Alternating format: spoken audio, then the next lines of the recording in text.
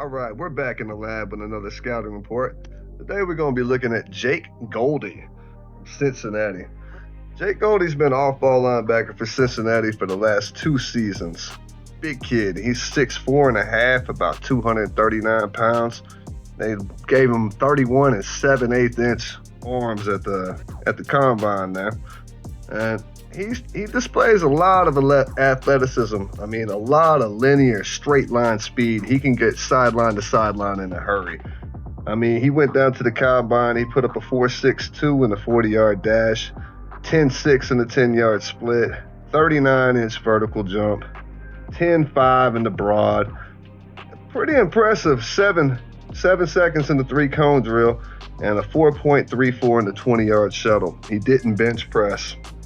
So we're going to see if he's going to do that at his pro day. And I mean, there's a lot to like about Jake Golday. And there's a few things that pop out to you on tape immediately. Immediately, the first thing that really pops out to me about Jake Golday is his lack of instincts at the position, which makes a lot of sense. The guy basically played 3 seasons over at Central Arkansas, and most of the time he played defensive end, rush linebacker, edge, and transferred over to off-ball linebackers. You see that linear speed right there. Transferred over to off-ball linebacker his last season at Central Arkansas, and then came over here to Cincinnati.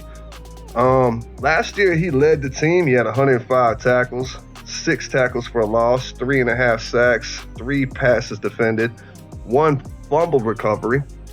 But there's a few things I'd like to see. For a guy that played edge a lot, I'd like to see a little bit more hand usage when it comes to his pass rush. I'd like to see him have a little bit more of a plan when it comes to his pass rush. And I think that if a guy could get a hold of him, a good coach can get a hold of him and get his hand placement, get his hand technique up, he's got a lot to work with. I mean, he comes downhill, he takes on pulling guards, he tackles. If you can work on his instincts and how quickly he can diagnose something, I think you're going to have a lot with him. Looking at him on film, I'm going to say he's a little more Leo Chennault than he is Caden Ellis. I believe Caden Ellis has a lot more pass rush, hand technique. He was a lot of bit ahead of where I think Jake Golday is right now. And I think that Caden Ellis has a little bit more bend to him. And like I said, this kid is a big kid. And it's hard for him to bend when it comes around the edge. And we're going to highlight a little bit of that here in a second. So these are some good stuff we got from Jake Golday. We're going to get into the good, bad, and the ugly. I pulled this play up just to highlight a little bit of the stiffness that I think Jake Golday has. He's going to be coming off of the edge right here. Let's take a look at it.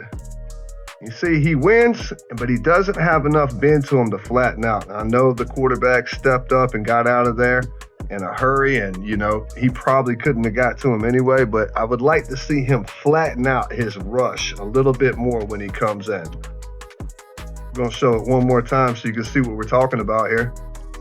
Watch as he comes around.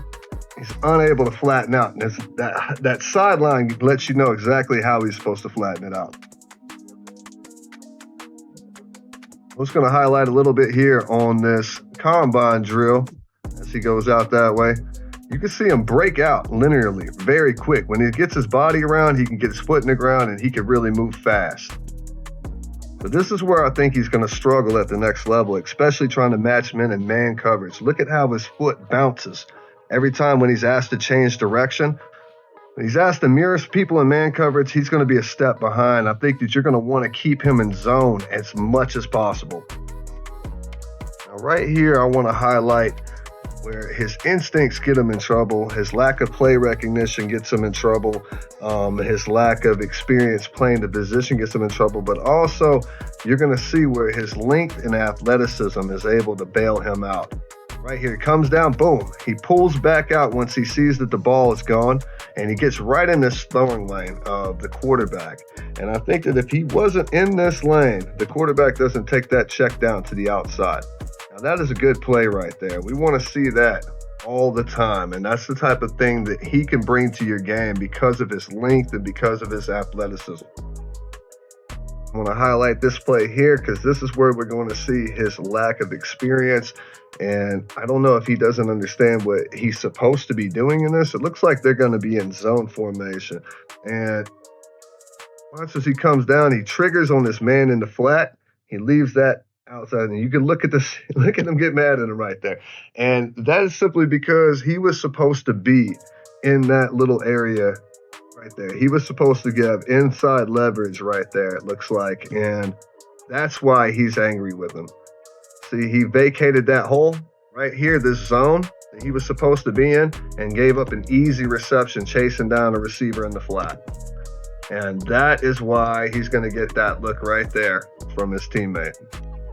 I think that this could easily be coached out of him. I mean, once he gets a better feel for the off-ball position and exactly where he's supposed to be, more play recognition, he gets more comfortable, you could see this go away at the next level if somebody's willing to put the work in with him and if he's willing to put the work in the film room. I want to highlight this play here. Here's Jake Golday on the outside, and you're going to watch him follow these blockers and get himself in trouble, run himself out of position. Now watch, he's looking. He follows the blockers. He tries to get on the inside and force the man. He's supposed to be on the outside forcing the man in.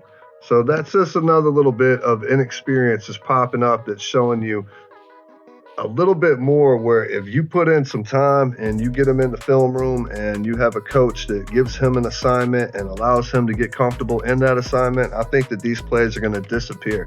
As far as I'm concerned, I got an early third-round grade on Jake Golday. I think if you're willing to sit and wait on his instincts to develop, he'll end up being a nice chess piece for a defense. But we got more draft profiles coming your way. And until then, you're talking sports with Iggy Flint. We're going to catch you on the next one.